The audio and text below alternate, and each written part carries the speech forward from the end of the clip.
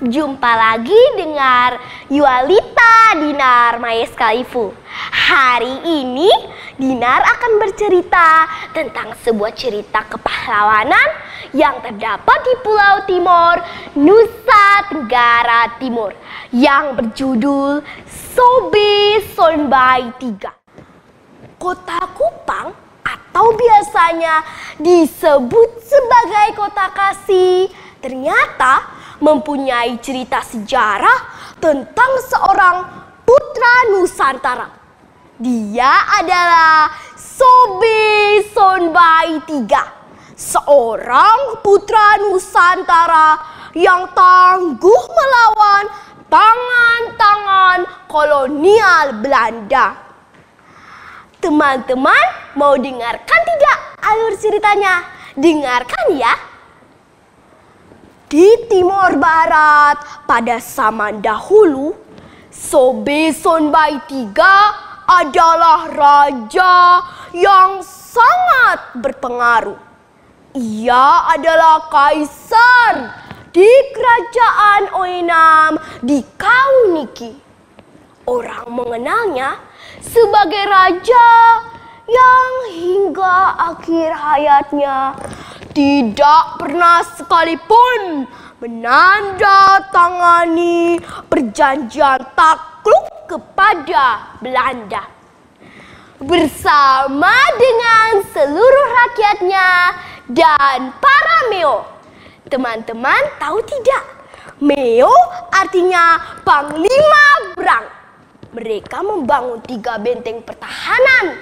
Antara lain yang pertama, Benteng Ektop di Desa Benu. Benteng ini dijaga oleh Meo Okneno dan Tan Suan. Yang kedua, Benteng Kabun di Desa Fatukona. Benteng ini dijaga oleh Meo Kusinabena dan Beo Epnani. Yang ketiga, Benteng Fatusiki di Desa Oelaineno. Benteng ini dijaga oleh Meo Totos Maut. Setiap benteng di kerajaan Oenam terdapat Meo yang berbeda suku. Teman-teman tahu tidak? Meo yang paling terkenal disebut Meo Naik atau Panglima Besar. Dia adalah Meo Totos Maut.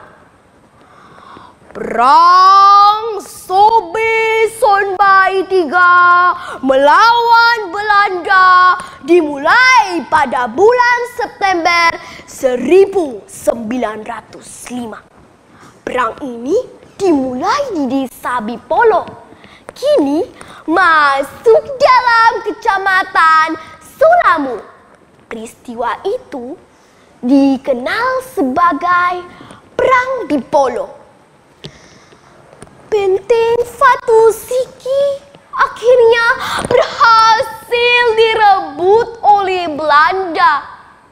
Raja Sobe Sonbai III dan Totos Maut sang Meo gagah perkasa yang memimpin perlawanan itu.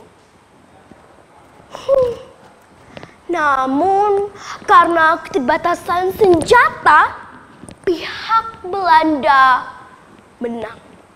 Raja akhirnya berhasil ditangkap oleh Belanda, lalu dibawa ke kota Kupang dan diasingkan ke Waingapu, Sumba Timur.